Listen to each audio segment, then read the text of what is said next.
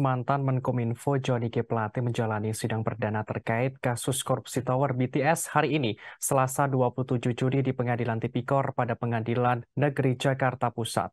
Tak hanya Johnny Plate, persidangan hari ini juga dilaksanakan bagi dua terdakwa lain, yakni mantan Direktur Utama Bakti Kominfo Anang Ahmad Latif dan tenaga ahli HUDEF UI Yohan Suryanto. Ketiganya hadir didampingi masing-masing penasihat hukum. Untuk mengetahui informasi lebih lanjut akan disampaikan oleh rekan Asri Fadila, reporter Tribunnews. Silakan rekan Asri.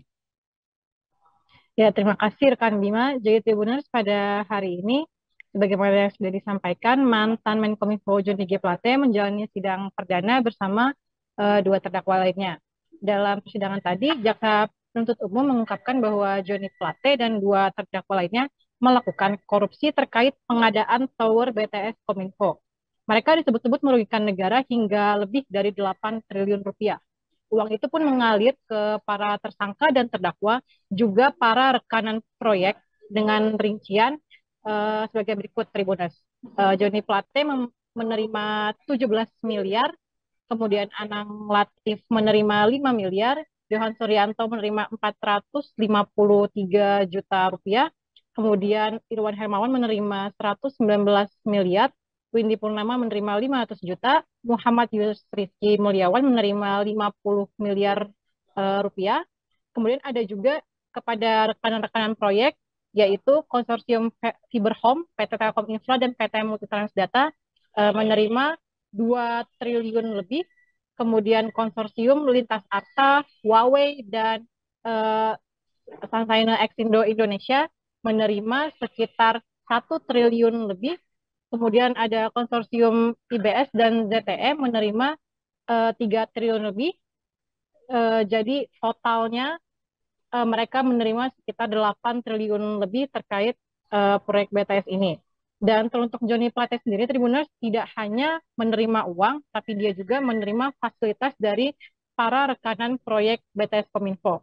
Fasilitas dari rekanan proyek BTS ini diterima Johnny senilai ratusan juta rupiah.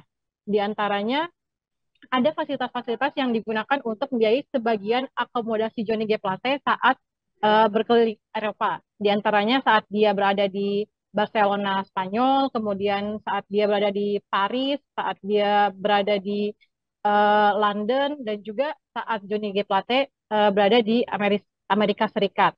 Dan selain akomodasi di luar negeri, Johnny Plate juga menerima fasilitas hiburan berupa bermain golf yang senilai 420 juta rupiah, Tribuners.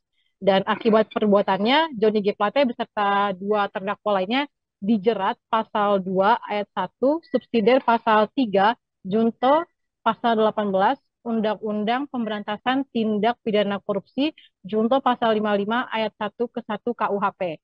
Dan selain korupsi, terkhusus Dirut Bakti Anang Latif juga jerat pencucian uang karena dia menyamarkan hasil korupsi dengan memberi aset-aset atas nama keluarganya. Dia pun dijerat pasal 3, subsidiar pasal 4, Undang-Undang Pencegahan dan Pemberantasan Tindak Pidana Pencucian Uang.